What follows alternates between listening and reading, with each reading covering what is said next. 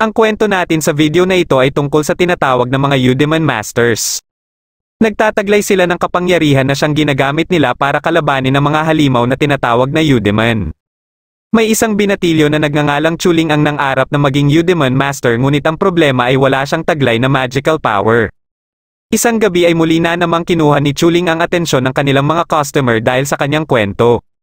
Tungkol ito sa naganap na labanan sa pagitan ng Tianwu Temple at Muwu Temple 18 taon na ang nakakaraan. Na kung saan naglaban dito ang Dragon King o si Muwu at ang Eudemon Master na si Feng Tian. Pero kinontra ng kanyang kaibigan na si Zifeng ang kanyang kwento dahil para umanong sinasabi niya na siya ang successor ni Feng Tian kahit naman wala siyang taglay na magical power. Dumating dito ang kanyang ina at gusto niya sanang magpatulong dito sa pagpapaliwanag pero pinagalitan lang siya nito at pinabalik sa trabaho. Makalipas ang ilang minuto ay nagpatulong sa kanya si Zifeng na dalhin ang alak na binili nito sa kanilang bahay dahil may mga bisita umano dito. Napag-usapan na din nila ang seleksyon ng Tianwu Academy dahil nagtataka sila na napaaga ito. Naayon sa kumakalat na balita ay senyales ito ng muling pagbabalik ng Dragon King. Bagamat natalo ito sa laban nila ni Feng Tian ay hindi pa talaga ito tuluyang nasawi at naghihintay din dito ang kanyang mga alagad. Gusto ni Chuling na makapasok sa Tianwu Academy para kilalanin din siyang Eudemon Master. Pero para kay Zifeng ay mahirap ito dahil wala naman siyang magical power. Dahil dito ay ipinakita niya ang kanyang teknik na tinatawag na Sky Punishment pero pinagtatawanan lang siya ni Zifeng. Ilang sandali lang ay may nakita silang naghahabulan. Akala ni Chuling ay isang evil spy ang hinahabol kaya dali-dali siyang sumunod sa pagbabaka sakali na makakakuha siya ng merit.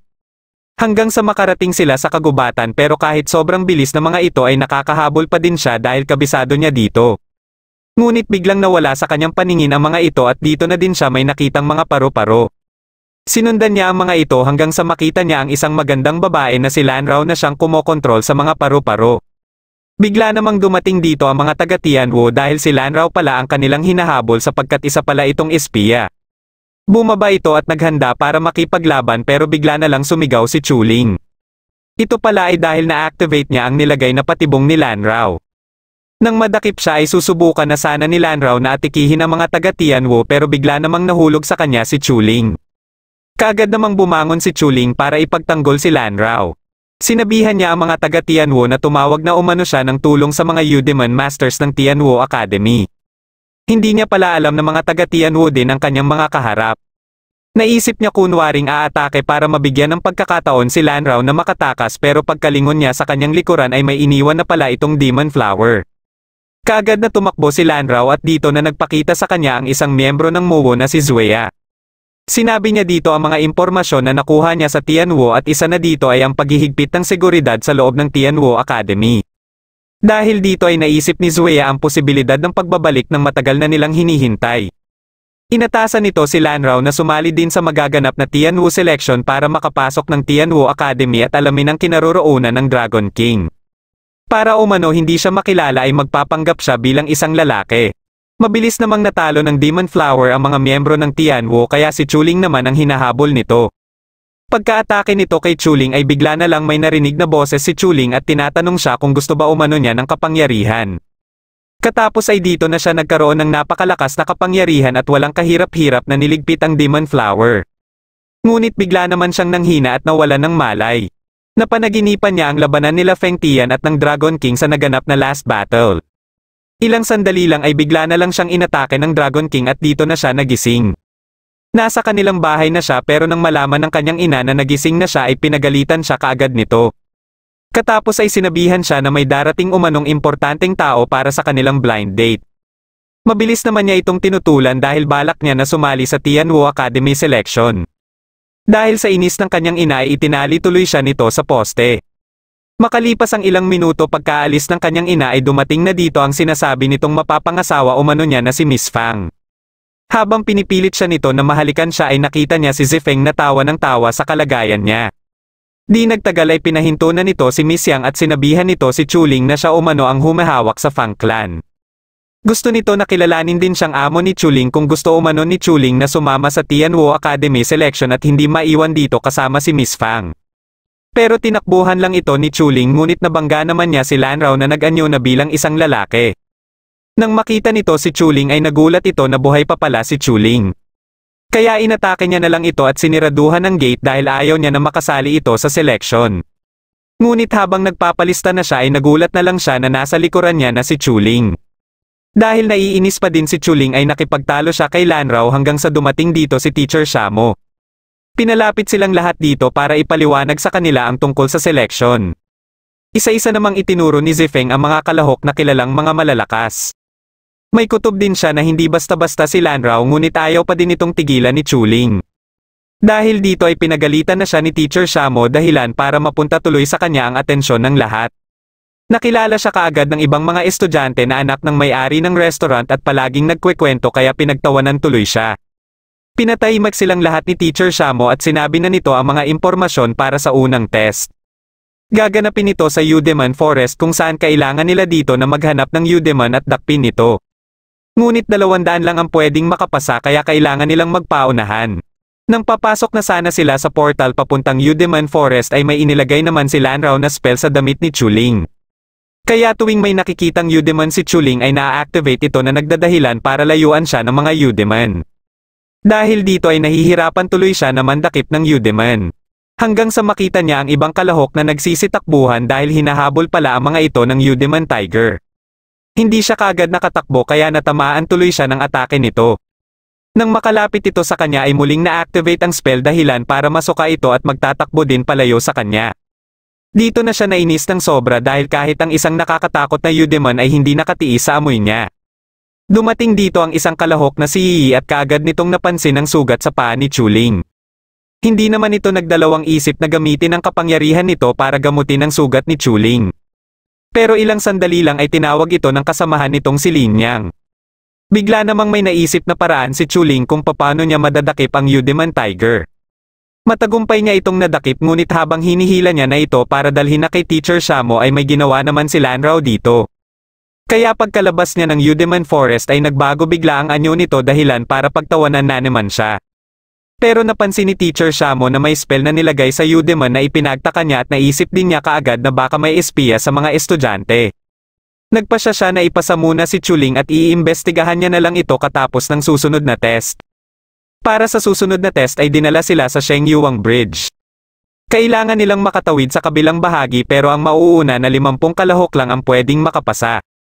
Patuloy naman sa pangungulit kay Chuling ang Yudeman na nakuha niya kaya kinuha muna ito ni Teacher Shamo. Pagkaumpisa ng test ay mabilis na nagpaunahan ang mga kalahok. Pero nang makarating sila sa makapal na hamog ay dito na biglang nawala si Teacher Shamo. Nagawa pa din nila Bailang at Lanrao na makasunod kay Teacher Shamo pero bigla na lang iniba ni Teacher Shamo ang kanyang pagtakbo. Dumaan si Bailang sa lubad ngunit bigla namang may umatake kay Lanrao. Matapos niyang sanggain ang atake ng iba ay dito niya na nalaman na humihigop pala ng spiritual power ang mga ito.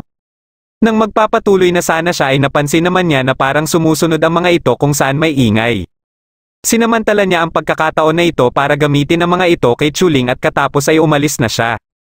Pagkadating nila Chuling dito ay kaagad na inatake ng mga halimaw ang ibang kalahok. Habang sinasangga nila Linyang ang mga umaatake sa kanila ay napansin ni Yi ang isang kalahok na nakaupo lang sa gilid pero hindi inaatake. Kaya nalaman din niya kaagad na bumabase lang sa ingay ang mga halimaw.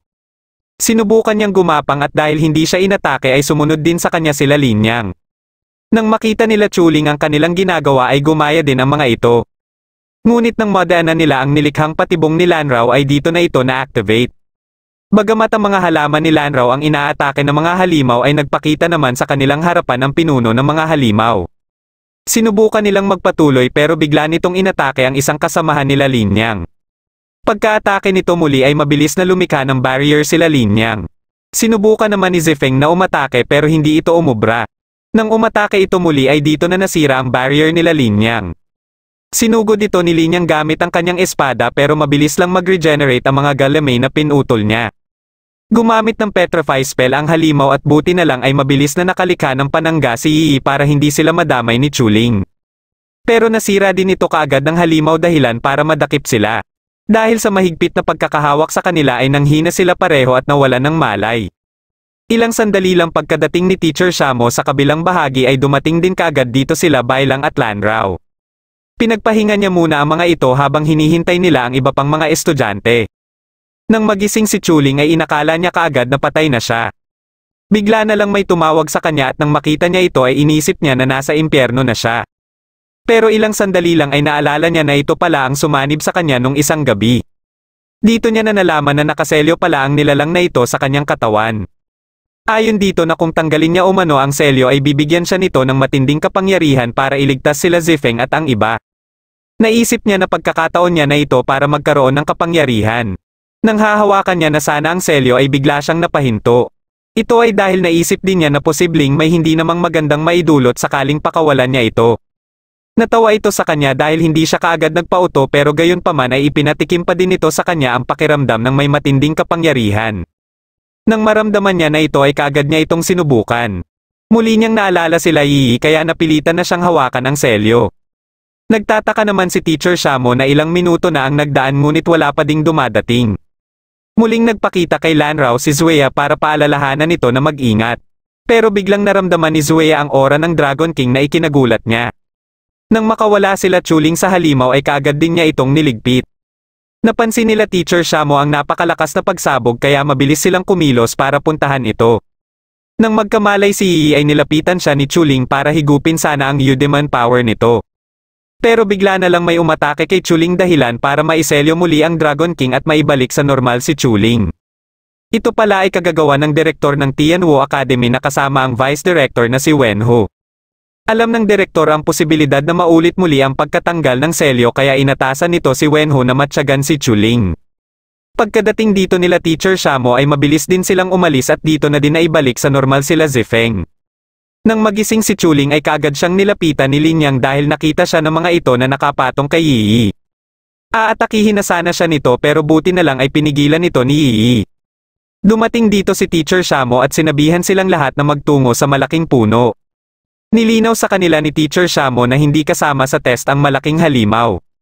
Dahil sa pangyayaring ito kaya lahat ng nakaligtas ay pasado kahit hindi sila nakaabot sa kabilang bahagi ng tulay. At dahil naniniwala na din si Teacher Shamo na isang Yudeman Tiger ang kasama ni Chuling ay pwede na din siyang makasali sa pangatlong test. Dinala na sila sa mismong Tianwu Academy dahil dito isasagawa ang susunod na test. Dito na din sila mabibigyan ng kanilang matitirahan pero bago sila tumungo dito ay ipinakilala muna sila sa susunod nilang magiging teacher. Ito ay si Master Daoyin ngunit nang makita siya ng mga kalahok ay hindi mapigilan ng mga ito na matawa sa kanya. Matapos nitong ipaalam sa kanila ang mga rules at ang mga dapat nilang gagawin bukas ay nagsimula na sila sa paghahanap ng kani-kanilang kwarto. Habang namumroblema si Zifeng sa kanyang kwarto ay kabaliktaran naman ito para kay Chuling. Ilang sandali lang ay may nagpatulong kay Zifeng na isang babae dahil hindi umano nito mabuksan ang pinto. Kaagad namang nagpakitang gilas si Zifeng ngunit nasira lang niya ang pinto. Dahil dito ay pinuntahan niya si Chuling para magpatulong dito na kumuha ng kahoy para pampalit sa nasira niyang pinto. Dahil nabaliktad ang numero sa kwarto ni Chuling ay inakala ni Lanrao na number 9 ito na siya namang numero na hinahanap niya. Habang naghahanap na ng kahoy sila Zifeng ay bigla na lang sumakit ang tiyan ni Chuling. Mabilis siyang umuwi kaya naabutan niya si Lanrao na naghahanda na sana sa pagligo. Kaagad siyang inatake nito at bagamat nailagan niya ito ay hindi naman niya naiwasan ang nalaglag na kahoy. Pinatawag naman ni Zuya ang dalawa pang miyembro ng MUWO para umpisahan na ang kanilang paghahanap sa Dragon King. Kinabukasan ng umaga nang magising si Chuling ay narinig niya ang anunsyo ni Master Daoyin kaya dali-dali siyang nagtungo sa meeting place. Para sa kanilang third test ay tinatawag itong Battle of Coins at magtatagal ito ng 8 oras. Pipili sila ng supot na may iba't ibang bilang ng barya at para mapadami ang kanilang barya ay kailangan nilang mangagaw ng barya sa kapwa estudyante. Ang sino mang makaipon ng 1,000 barya ay pwedeng makapasok sa Door of Identity para maging opisyal ng miyembro ng Tianwu Academy. Bago sila mag-umpisa ay ipinaalam din ni Master Daoyin ang safe area kung saan bawal mangagaw ng barya dito. Ngunit pwede lang silang manatili dito ng 15 minuto at ang susuway sa patakaran dito ay madidisqualify. Pagkaumpisa nila ay isa-isa nang kumuha ng kani-kanilang supot ang bawat estudyante. Dahil walang taglay na mahika si Chuling ay umakyat pa siya ng puno para makakuha nito. Pagkababa niya ay tinanong siya ni Zifeng kung ilang barya ang nakuha niya at nang malaman ng iba na 2,000 ito ay kaagad siyang pinaghahabol para agawan siya. Dahil hindi na kaya ni Zifeng na sumabay sa kanya ay humiwalay na lang ito sa kanya. Nagpasya na lang din siya na ihagis ang ibang barya para tigilan na siya at katapos ay tumakbo siya papuntang safe area. Ngunit bago pa siya makarating dito ay bigla na lang may umatake sa kanya ng mga miyembro ng tinatawag na Pure Color Clan. Ito yung mga estudyante ng mga naunang batch na gusto ding makaipon ng 1,000 barya. Pagka-atake nito kay Chuling ay biglang na-activate ni Chuling ang kapangyarihan ng Dragon King. Dahil dito ay pakiramdam niya tuloy na parang napakabagal ng galaw ng umaatake sa kanya kaya madali lang niya itong naiiwasan. Nang tumulong na ang isang kasamahan nito ay dito na siya gumanti. Hindi siya makapaniwala sa taglay niyang lakas pero ang problema ay hindi pa niya ito nakokontrol. Ilang sandali lang ay dumating dito si Lanrao at inatake silang lahat para kunin ang kanilang mga barya. Pagkaalis nito ay pinilit ni Chuling na makawala para habulin ito at bawiin ang kanyang barya. Sinamantala niya ang pagkakataon na gamitin ang matindi niyang kapangyarihan pero hirap pa din siya na kontrolin ito. Kasalukuyan namang kumikilos na ang mga nautusan ni Zuya na sila Baogwei at Moy. Dala-dala nila ang artifact na siyang magiging basehan nila para matunton ang kanilang hinahanap. Nakaharap nila ang grupo nila Linyang pero pinaglalaroan lang nila ang mga ito. Nang mapansin nila Chuling ang pagsabog ay kaagad silang tumungo dito. Pagkadating nila dito ay nakita nila si Yi na ginagamitan na ni Baogwei ng artifact. Balak sana ni Zifeng na umalis na lang sila dito dahil alam niya na hindi din sila mananalo sa mga ito. Nagulat na lang sila nang biglang sumigaw si Chuling at sinugod si Baogwei. Ngunit bigla namang nawala ang matindi niyang kapangyarihan dahilan para siya tuloy ang mamilipit sa sakit. Aatakihin na sana siya ni Baogwei kaya mabilis na umaksyon si Zifeng. Dinala ni Chuling si Yi pero kinuha din pala ng Yudeman Tiger ang artifact. Dahil dito ay walang tigil silang inatake ni Baogwei hanggang sa magamitan sila ng kapangyarihan ni Moy. Pagkahagis ni Baogwei sa kanila ng mga bomba ay muling na-activate ang kapangyarihan ni Chuling kaya nasipa niya ang mga bomba. Sa sobrang galit ni Baogwei ay muli itong umatake pero pinagsisipa ulit ito ni Chuling. Katapos ay sinugod ni Chuling si Baogwei ngunit mabilis na nakalikha ng barrier si Moy. Dito na ginamit ni Baogwei ang kanyang mga giant eyes. Pero alam ni Moy na nawalan na ng kontrol si Baogwei kaya kinontrol niya si Zifeng para ipakuha sa Yudeman Tiger ang artifact. Dali-dali namang itinulak ni Chuling sila Zifeng na nagdahilan para mahulog sa kanya ang artifact. Sa sobrang lakas ng pagsabog mula sa atake ni Baogwei ay nagulat dito si Master Daoyin. Ang artifact pala na dala-dala nila Baogwei ay naglalaman ng Purple Dragon. Dahil hindi kaya ng katawan ni Chuling ang epekto sa muling pagkagising ng Purple Dragon ay unti-unti siyang nalulusaw. Ngunit biglang nagpakita dito ang Black Dragon na ikinagulat ng Purple Dragon. Kaagad itong humingi ng tawad sa Black Dragon dahil ito pala ang amo niya. Inatasan siya nito na protektahan ang katawan ni Chuling kaya nang magkamalay si Chuling ay nagulat siya na suot niya na ang Dragon Clothes. Bigla siyang kinausap ng Purple Dragon para sabihan siya kung anong klaseng kapangyarihan ang tinataglay niya ngayon. Kaagad na naisip ni Moy na si Chuling na ang kanilang hinahanap dahil kinilala ito ng artifact. Balak sana nila ngayon na dakpin si Chuling ngunit biglang dumating dito si Master Daoyin para pigilan sila. Ito pala ay dahil nasa safe area na sila na kung saan bawal na silang umatake dito. Dahil dito ay napilitan na lang ang mga ito na umatras muna. Ngunit problema naman ni Chuling ngayon ay wala pa siyang nakukuhang barya at 5 minuto na lang ang natitira bago matapos ang test. Sa kasamaang palad ay hindi niya na nagawa pang makaipon ng mga barya. Dinala sila sa kinaroroonan ng Door of Identity para alamin ang spiritual color ng mga estudyante na nakaipon ng 1,000 barya. Naunang sumabak si Bailang at ang lumabas na kulay sa kanya ay pure black. Sumunod si Lanrao na may nakuhang kulay na light green. Katapos ay si Linyang na may light violet at Yi na may kulay na pink. Nakuha naman ni Zifeng ang kulay na dilaw pero ayon kay Master Daoyin ay ito umano ang pinakamahina sa lahat na kulay. Habang nagmumakmak si Chuling dahil wala siyang 1,000 barya ay bigla siyang kinausap ng Purple Dragon. Sinabihan siya nito na tingnan ang kanyang belt at nakita niya dito ang 2 spiritual coin. Pwede niya umanong gamitin ito para makapasa sa Door of Identity. Nakipagtalo muna siya sa Purple Dragon dahil sinabihan siya na basura at walang talento para maging Yudeman Master. Dahil sa sigaw niya ay inakala tuloy ni Master Daoyin na ito ang sinigawan niya.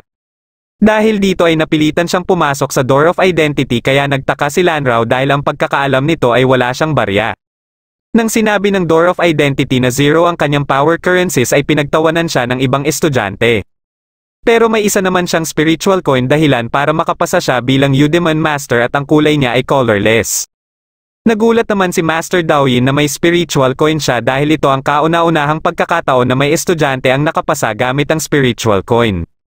Dahil din dito ay nagprotesta ang ibang kalahok sa pag-aakala na pinapaboran palagi ng Tianwu Academy si Chuling. Sinugod ng mga ito si Chuling para sana bugbugin pero kaagad na pumagitna si Zifeng para pigilan ang mga ito. Ngunit hindi nakinig ang mga ito kaya nadamay din si Zifeng sa galit ng mga ito. Biglang dumating dito si Wenhu na kaagad na inatake ang mga nambubugbog kina Chuling. Bilang miyembro na ng Tianwu Academy ay nabigyan ng warning sila Chuling dahil sa kinasangkutan nilang gulo. Katapos ay inatasan ni Wenhu si Master Daoyin na bantayang mabuti si Chuling. Makalipas ang ilang oras ay muling nakipagkita si Lanrao kay Zuya. Ipinaalam nito sa kanya na nasa loob ni Chuling ang Dragon King. Pero para matanggal ang selyo ng Dragon King ay kailangan muna nila ng ancient artifact na nakatago din sa loob ng Tianwu Academy. At habang hindi pa nila ito nakukuha ay misyon ni Lanrao na protektahan si Chuling. Kinabukasan ay nagsimula na ang unang araw ng klase nila Chuling bilang mga opisyal ng estudyante ng Tianwu Academy. May 3 silang klase at ito ay ang Basic Illusions, Medicine Learning at Full Training.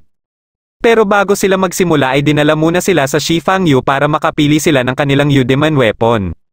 Pagkapasok nila dito ay pinapwesto sila base sa kanilang kulay para dalhin sila sa floating island kung saan sila kukuha ng kanilang Yudeman weapon. Nang makarating si Chuling sa colorless island ay nadismaya siya dahil napakaliit lang ng bahay na nandito. Pagkapasok niya dito ay nakita niya ang parang mga fireball na nagsusugal. Hindi makapagdesisyon ang kabilang grupo kaya sinabi niya na 3 wands ang lalabas at tumumpak siya dito. Nang mapansin siya ng mga ito ay nagtaka ang mga ito dahil wala silang maramdaman na Yudeman power sa kanya. Nalaman niya na matagal na din pala simula nung huling may pumuntang estudyante dito. At ang huli umano na pumunta dito ay si Feng Tian kaya nagulat siya na isa din palang colorless si Feng Tian. Pero bago siya papiliin ang kanyang Yudeman weapon ay kailangan umano muna siyang manalo sa pustahan. Mabilis na nakabalik sila Bailang at Lanrao dala-dala na ang kanilang mga Yudeman weapon habang ang iba naman ay may napili na din.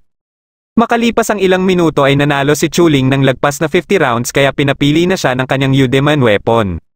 Pero hindi niya makita kung anong klaseng mga Yudeman weapon ang nasa loob ng kanyang pagpipilian kaya binase niya na lang ito sa reaksyon ng mga colorless protectors tuwing may ituturo siya. Napansin niya na parang nababahala ang mga ito tuwing tinuturo niya ang pinakamaliit kaya ito ang pinili niya. Ngunit pinagtawanan lang siya nila Zifeng dahil isang kahoy lang pala ang laman nito. Katapos nila dito ay dinala na sila sa bago nilang matutuluyan. Habang pinagmamasdan ni Chuling ang kanyang Yudeman weapon ay nagsimula ng kumilos ang mga miyembro ng Pure Color Clan para kunin ang mga Yudeman weapon ng mga bagong estudyante. Hindi na nakapalag pa ang ibang mga estudyante pero binugbog lang nila Bailang at Lanrao ang mga pumasok sa kanilang kwarto. Hindi naman makapaniwala ang mga pumasok sa kwarto ni Chuling sa kanyang Yudeman weapon kaya ibinalik na lang ito sa kanya. Kinabukasan ng umaga ng pinapalabas na ni Master Daoyin ang kanilang mga Yudeman weapon ay wala nang mailabas ang karamihan. Tanging 4 lang sa kanila ang hindi nakuhanan ng Yudeman weapon. Dahil dito ay pinakuha na lang muna sila ni Master Daoyin ng practice weapon. Makalipas ang ilang oras ng kanilang pagsasanay sa kani-kanilang mga sandata ay dumating dito ang champion ng Yudeman class 2 taon na ang nakakaraan na si Wanzi.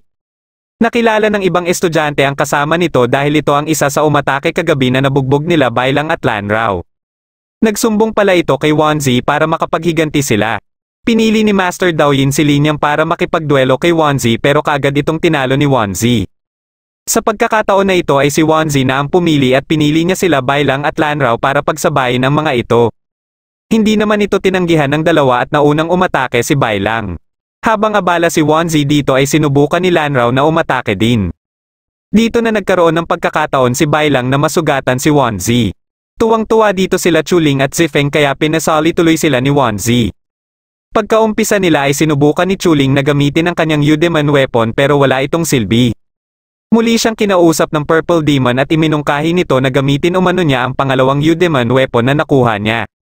Pagka-atake nila Lanrao kay Wanzi ay sinamantala niya ang pagkakataon para gamitin ito at nagawa niyang mahigop ang balabal ni Wanzi. Dahil dito ay nalaman nilang lahat ang tinatagong sekreto ni Wanzi. Sa galit ni Wanzi ay aatakihin niya na sana si Chuling pero pinigilan siya ni Master Daoyin. Katapos ay sinabihan din nito si Chuling na ibalik ang balabal ni Wanzi. Matapos malaman ng pinuno ng Pure Color Clan na si Bishuan ang pagkatalo ni Wanzi ay kaagad itong ipinatawag. Napagsabihan lang ito saglit at katapos ay hiningi na ni Bishuan ang pinahanap nitong Meteor Stone. Nang ibibigay na sana ito ni Wanzi ay dito niya na nalaman na nawawala na pala ito. Kaagad siyang humingi ng tawad at sinabi din niya na alam niya na kung saan niya ito mahahanap. Kinabukasan ng umaga ay nagsimula na ang klase nila Chuling sa medicine na hinahawakan naman ni Teacher Shamo. Unang pinag-uwi sa kanila ay hanapin ang 8 herbs na nasa unang pahina ng libro na ibinigay sa kanila. May 2 oras sila para gawin ito kasama ang kanilang kapareha. Balak sana nila Chuling at Zifeng na magsama ngunit biglang hinila si Zifeng ng isang kaklase nila. At dahil sila Chuling at Lanrao na lang ang walang kapareha ay sila na lang ang nagsama. Habang naghahanap na sila ay bigla na lang sumakit ang ulo ni Lanrao na nagdahilan sa kanyang pagkahulog. Mabilis siyang nilapitan ni Chuling para sana tulungan siya na patigilin ang pagdurugo ng natamo niyang sugat pero tumanggi siya dito. Makalipas ang 2 oras ay isa-isa nang bumalik ang mga estudyante para ipakita kay Teacher Shamo ang mga herbs na nakuha nila. Ngunit isang herb lang ang nahanap ni Lanrao pero buti na lang ay sobrang dami ang nakuha ni Chuling. Ilang minuto lang katapos ng kanilang klase ay dito na nilapitan nila Wanzi si Chuling. Wala namang kaalam-alam si Chuling kung ano itong bagay na hinahanap sa kanya nila Wanzi. Para tigilan na siya ay hinamon niya si Wanzi sa isang laban at para na din mapatunayan niya na hindi siya sinuwerte nung natalo niya ito nung isang araw. Pagkadating dito ni Zifeng ay sininyasan nito ni Chuling na tawagin si Teacher Shamo. Pumayag naman si Wanzi sa gusto ni Chuling pero kailangan umanong magkaroon sila ng pusta. Sinabi ni Chuling na kung matalo siya ay pwede nang gawin nila Wanzi ang kahit ano sa kanya pero kung manalo naman siya ay gusto niya na makuha ang tirahan nito. Ilang sandali lang ay dumating na dito si Teacher Shamo. Balak pala ni Chuling na magsilbi itong saksi sa kanilang laban ni Wanzi. Dahil pareho silang nagkasundo ay pumayag na lang si Teacher Shamo sa gusto nilang mangyari. Pagkaumpisa nila ay mabilis na nagtatakbo palayo si Chuling. Hindi naman siya tinantana ni Wanzi at paulit-ulit siyang inatake nito. Wala pa siyang maisip na paraan kung paano niya tatalunin si Wanzi dahil hindi pa niya alam kung paano papalabasin ang kanyang kapangyarihan. Dito na siya kinausap ng Purple Dragon para muling ipaalala sa kanya ang mga sandali bago niya napapa-activate ang kanyang kapangyarihan. Nang inalala niya ito ay nalaman niya na na-activate lang ito tuwing nalalagay na sa alanganin ang kanyang buhay. Kaya sinabihan siya ng Purple Dragon na itigil na ang pagtakbo at harapin ang panganib. Nang ginawa niya ito ay dito niya na napa-activate ang kanyang kapangyarihan. Dahil dito ay naiilagan niya na lahat ng atake ni Wanzi hanggang sa mapigilan niya na ito. Hindi makapaniwala si Wanzi pati ang mga manonood sa biglaang paglakas ni Chuling. Muling sumugod si Wanzi at walang tigil na pinaulanan ng suntok si Chuling. Nang matapos ito ay dito lang nila nakita na may barrier pala si Chuling.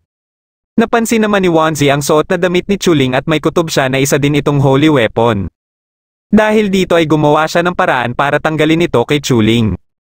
Ngunit wala siyang kaalam-alam na hindi pala ito kayang hawakan lang ng may mahinang katawan. Sa tindi ng kapangyarihan ng Dragon Clothes ay kaagad na nawala ng malay si Wanzi. Matapos makumpirma ni Chuling na wala ng malay si Wanzi ay inanunsyo na ni Teacher Shamo ang pagkakapanalo ni Chuling. Dahil dito ay nagkaroon tuloy ng magandang matutuluyan si Chuling. Balak niya sana na dito na din patirahin ang iba niyang mga kaklase ngunit tumanggi dito si Linyang. Kaya silang 4 na lang ang tumira dito at dahil may 2 kwarto lang dito ay kaagad na nagpasya si Lanrao na makasama sa kwarto si Chuling para mas maprotektahan niya ito. Pinarusahan naman si Wanzi ni Bishuan dahil bukod sa natalo ito ulit kay Chuling ay hindi din ito nabawi ang Meteor Stone. Ilang sandali lang ay nagkaroon sila ng bisita at ito pala ay si Linyang. Kinagabihan ay nagtaka si Chuling na nasira kaagad ang kanyang Yudeman weapon kahit 2 beses pa lang niya itong nagagamit. Nang tiningnan niya ang vacuum seal ay bigla na lang may nahulog mula dito. Dahil dito ay muli niyang naalala ang bagay na hinahanap sa kanya ni Wanzi. Aksidente naman niyang nabasag na ng tuluyan ang kanyang Yudeman weapon pero nagulat siya na naglalaman pala ito ng isa pang Meteor Stone. Biglang nagsanib ang 2 Meteor Stone at naging isang parang artifact na din. Nang mapansin niya na bumangon si Lanrao ay mabilis siyang nagpanggap na natutulog na. Dahil nagtataka siya na lumabas pa din ng bahay si Lanrao kahit anong oras na ay nagpasya siya na sundan ito. Pero di rin nagtagal ay napansin kaagad ni Lanrao na sinusundan niya ito. Mabilis namang nakagawa ng paraan si Lanrao para hindi na siya masundan. Ngunit may isa pa palang nakasunod sa kanya at ito ay si Bailang. Nahirapan siya na maisahan ito at nang malapit na sana sila sa portal kung saan sana sila magkikita ni Zuya ay bigla na lang siyang nakaramdam ng hindi maganda. Naubusan na pala siya ng spiritual power kaya nagpadala na lang siya ng kanyang paro-paro para maabisuhan si Zuya na umalis na. Dahil hindi na maramdaman ni Bailang ang presensya ni Lanrao ay nagpasya na lang ito na bumalik. Makalipas ang ilang minuto ay pinilit ni Lanrao na maghanap ng pwesto para muli niyang mapabalik ang kanyang spiritual power. Sakto namang napadaan din dito si Chuling kaya nakita nito si Lanrao. Biglang napahinto si Lanrao matapos nitong mapansin na may tao dahilan para manghina siya ulit. Mabilis itong nilapitan ni Chuling ngunit hindi niya itong magawang gisingin. Nababahala naman siya sa kaligtasan nito kaya dinala niya na lang ito sa kanyang tinitirahan. Pagkadating nila dito ay napansin ni Chuling na nagliwanag ang golden mark sa noo ni Lanrao. Nang hinawakan niya ito ay napunta siya sa isang lugar na nasusunog. Habang naglalakad-lakad siya dito ay nakita niya ang batang Lanrao. Ito din pala ang napapanaginipan ngayon ni Lanrao at nakita niya din dito ang batang Chuling. Dito na siya nagising at nang makita niya si Chuling ay kaagad niya itong binugbog. Sinubukan naman ni Chuling na magpaliwanag kaya nalaman ni Lanrao na hinawakan niya ang golden mark. Dahil dito ay may ipinalunok si Lanrao sa kanya para mabilis umano siyang mailigpit nito sakaling ipagsabi niya sa iba ang mga nakita niya. Naiintindihan naman niya ang mga pinagdaanan ni Lanrao dahil isa din siyang ulila na hindi alam kung sino ang kanyang mga magulang. Inampon lang siya ng kinikilala niyang ina pero ni minsan ay hindi nila napag-usapan ang tungkol sa mga totoo niyang magulang. Bigla nilang narinig ang boses ni Zifeng kaya mabilis na umalis dito si Lanrao. Pinuntahan naman ni Bailang ang direktor para magbigay ng impormasyon. Isa pala siyang secret agent na nagpanggap lang na estudyante para hanapin kung sino ang espiya sa mga estudyante. Bagamat alam na nila na si Lanrao ang espiya ay minabuti pa din ng direktor na hayaan muna ito dahil may kailangan pa sila dito. Kinabukasan ng umaga ay pinuntahan ni Chuling si Yi dahil baka kilala nito ang nagmamay-ari ng kwentas na naiwan ni Lanrao kagabi. Nang sinabi niya ang nalalaman niyang apelyido ni Lanrao ay dito na biglang na-activate ang pinalunok sa kanya. Kaya muli niyang naalala ang babala sa kanya ni Lanrao kagabi. Mabilis naman siyang tinulungan ni Yi para gumaan ang kanyang pakiramdam. Katapos ay iniwan na siya nito dahil baka umano mahuli na sila sa klase. Wala siyang kaalam-alam na nakita pala sila ni Lanrao na kanina pa nakamatsyag sa kanya. Nang patungo na siya sa kanilang klase ay binigyan siya ng mapa ni Linyang para sa paggaganapan ng kanilang klase.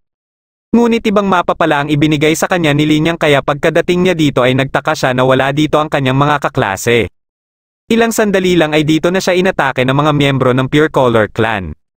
Gusto pa din ng mga ito na mabawi sa kanya ang Meteor Stone. Pinagtulungan siya ng mga ito hanggang sa lumikha na siya ng barrier. Ngunit kagad naman siyang nanghina dahilan para bumagsak siya. May lumapit naman sa kanya at alam nito na may dalawang klase ng kapangyarihan ang nasa loob ng kanyang katawan. Galit na galit naman si Zifeng kay Linyang matapos sabihin ni Linyang na nagkamali umano siya ng ibinigay na mapa kay Chuling. Iminungkahi ni Yi na hanapin na lang muna nila si Chuling at pupuntahan din niya si Master Daoyin para ipaalam ito.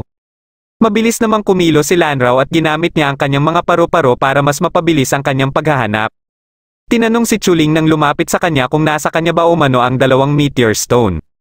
Inakala ni Chuling na miyembro din ito ng Pure Color Clan pero nang sinabi nito na hindi siya miyembro ng Pure Color Clan ay nagpa siya si Chuling na sabihin ang totoo. Dito na din nalaman ni Chuling na tinatawag na Suwoshi ang mga Meteor Stones. Nalaman din niya na ang parang artifact na nalikha mula sa dalawang Soshi ay ang susi umano para mahanap ang Bilinglong. Isa ito sa tatlong ancient holy weapons na ginamit ni Feng Tian para mabuo ang barrier ng Tianwo Academy. May kakayahan din ito na buksan ang selyo sa katawan ni Chuling para maibalik din ang spiritual power ni Chuling. Bago umalis dito ang nakamaskara ay sinabihan nito si Chuling na lunukin ang artifact dahil makakatulong umano ito sa kanya. Pagkadating dito ng ibang miyembro ng Pure Color Clan ay mabilis na nilunok ni Chuling ang artifact. Dahil dito ay muli ngang naibalik ang kanyang spiritual power. Inatake naman ni Bailang ang nakamaskara na lumapit kay Chuling pero isa lang pala itong puppet. Dahil sa paro-paro ni Lanrao ay matagumpay nilang nahanap si Chuling. Ngunit habang pabalik na sila ay bigla na lang may umatake sa kanila. Buti na lang ay mabilis silang naitulak ni Lanrao. Ito pala ay kagagawa ni Bishuan na kaagad namang nakilala ni Zifeng bilang pinuno ng Pure Color Clan. Sinubukan ni Lanrao na atikihin ito pero mabilis itong nakakilos para maunahan siya. Pagka-atake muli nito sa kanya ay kumilos na si Zifeng para tumulong. Ngunit ginamit lang nito sa kanya ang mga ibinato niyang atake. Sinubukan ni Chuling na umatake pero nasanggalang ito ni Bishuan. Dito na sinakal ni Bishuan si Chuling kaya pinilit ni Lanrao na makawala. Habang naglalaban silang dalawa ay sinusubukan naman ni Zifeng na tulungan si Chuling. Nang magawa ni Lanrao na maisahan si Bishuan ay dito na siya nagkaroon ng pagkakataon para iligtas si Chuling. Ngunit kaagad ding nakabalik si Bishwan at nang susubukan na sana nilang tumakbo ay nagamitan naman sila ng kapangyarihan ni Moy.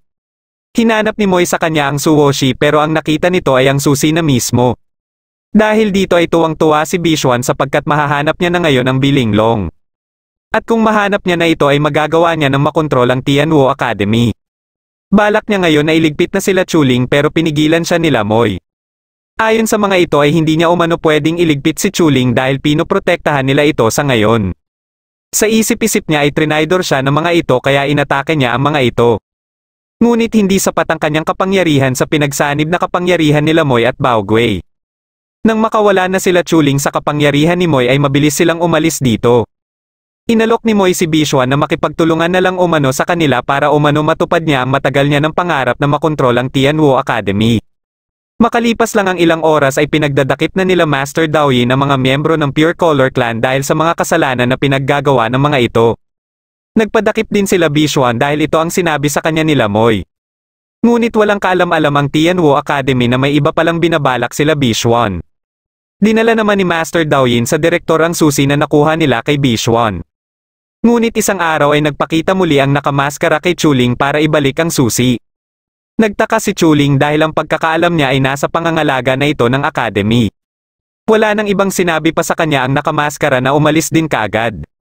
Isang gabi ay muling nagkita sila Lanrao at Zueya para makapagbigay si Lanrao ng update tungkol sa ginagawa niyang pagprotekta kay Chuling.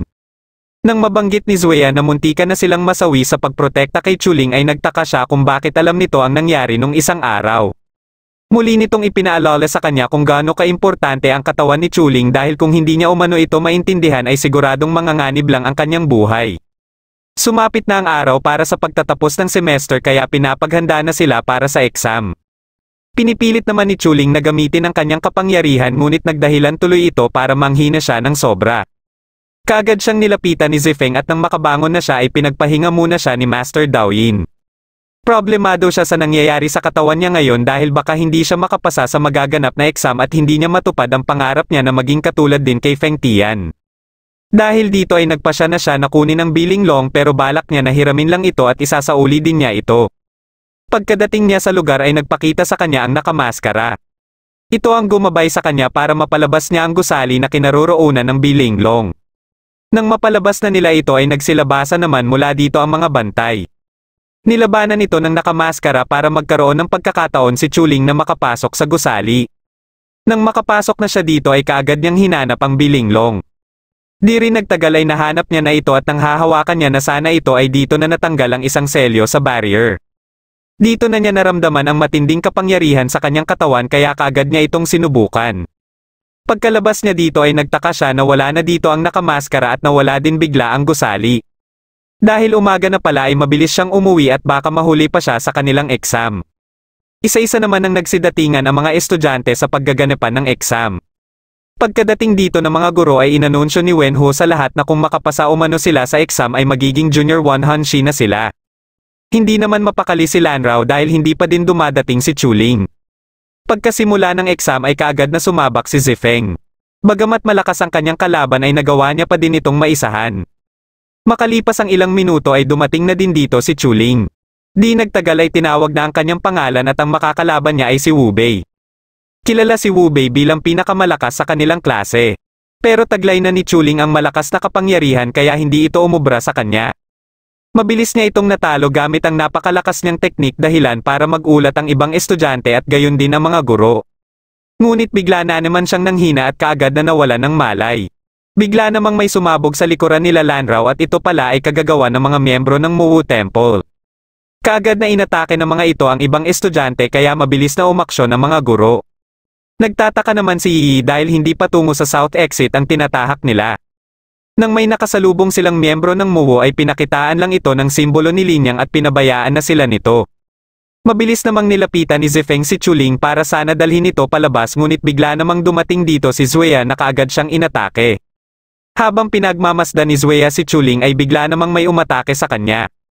Nang malaman niya na kagagawa nito ng direktor ay tinawag niya itong Feng Tian kaya nagulat ang lahat na ito pala si Feng Tian. Dumating din dito ang ibang miyembro ng Tianwu kasama si Bailang. Pero inatasan ni Feng Tian ang mga ito na asikasuhin ng ibang miyembro ng Muwu at siya na ang bahala kay Zueya. Dito na din nalaman ni Xueya na layunin pala talaga ni Feng Tian na papuntahin siya dito. Ngunit gayon pa man ay hindi pa din siya nagpakita ng takot dahil kampante siya na matatalo niya si Feng Tian sapagkat may mga natamo na itong pinsala sa nakaraang labanan. Umatake siya ng walang tigil hanggang sa mapilitan si Feng Tian na gamitin ang orihinal niyang anyo. Dahil dito ay inilabas na din ni Xueya ang totoo niyang anyo. Pero hindi pa din ito umubra sa lakas na taglay ni Feng Tian. Nang ililigpit na sana ito ni Feng Tian ay bigla siyang napahinto dahil ginawa pala nitong panangga si Lan Rao na saktong nasa di kalayuan lang nito. Wala naman itong kaalam-alam na may inihanda na palang atake si Lan Rao. Dahil dito ay nagawa ni Lan Rao na makawala kaya kaagad na inatake ni Feng Tian si Xueya. Nang lalapitan na sana ni Feng Tian si Chuling ay bigla namang may umatake sa kanya. Ito pala ay kagagawa ni Wenho kaya nagulat dito si Lan Rao. Mabilis na nilapitan ni Lan Rao si Feng Tian para tulungan ito. Nagsilapit naman ang mga miyembro ng Mowo kay Wenho. Katapos ay sinabihan ni Wenho si Feng Tian na hindi niya umano hahayaan na pigilan nito ang kanyang stepfather. Itinago lang pala nito ang totoo nitong katauhan para makapasok ng Tianwu Academy. Sinamantala niya ang pagkakataon na ito para magsaliksik at hanapin kung kanino isinelyo ang Black Dragon. Hanggang sa dumating ang araw na nalaman niya na din ito sa wakas. Siya din pala ang kumukontrol ng puppet na tumulong kay Chuling na makuha ang Bilinglong. Kasalukuyan namang nasa loob si Chuling sa kinaroroonan ng Black Dragon. Pinilit ng Black Dragon na makontrol ang katawan niya at nagtagumpay ito. Nagpalabas ito ng napakalakas na aura na ikinatuwa naman nila Wenho. Lumapit ito kina Wenho pero nawalan din kaagad ito ng malay. Dito na nagsimulang umatake ang mga miyembro ng Pure Color Clan. Dahil sa kapangyarihan ni Bishuan ay matagumpay na nakaalis ang mga ito dito kasama sila Wenho. Mabilis namang nahanap ni Master Daoyin ang kinaroroonan ng mga ito at ito ay sa lugar kung saan naganap ang last battle. Patuloy naman ang ginagawang pagpapahirap ng Black Dragon kay Chuling para tuluyan niya nang makuha ang katawan nito. Pero hindi basta-basta sumusuko si Chuling dahil naniniwala siya na may kakayahan din siya kagaya kay Feng Tian. Habang patuloy pa din sa pagtakbo sila Linyang ay hindi na natiis ni Yi na tanungin na ito. Dito na sinabi ni Linyang na sumali siya sa Pure Color Clan dahil hindi niya umano magawang manalo kay Chuling. Itinuturing nito na karibal si Chuling dahil alam nito na gusto ito ni Yi. Dito na din ito sinabi na nakaselyo sa loob ng katawan ni Chuling ang Black Dragon. Dahil dito ay nagpa siya si Yi na bumalik dahil ayaw niya na muling makabalik ang Black Dragon. Habang hinihintay nila Wenho ang muling pagbabalik ng Black Dragon ay naramdaman nila na nasa di kalayuan lang sila Feng Tian. Lumabas sila para harapin ang mga ito at hindi makaabala sa pagbabalik ng Black Dragon. Pagkalabas ng mga alagad ng Black Dragon ay dito na nagsimula ang kanilang labanan. Unti-unti naman ang nalulusaw ang katawan ni Chuling dahil sa pagpupumilit ng Black Dragon na makuha ito. Ilang sandali lang ay dumating dito ang paru-paro ni Lan Rao kaya mabilis nitong natunton si Chuling.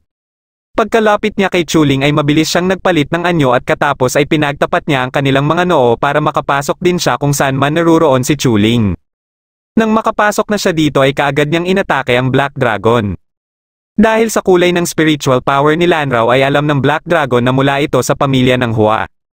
Nagtaka naman si Chuling kung bakit naririto si Lan Rao kaya sinabi din ni Lan Rao ang sinabi niya dito dati.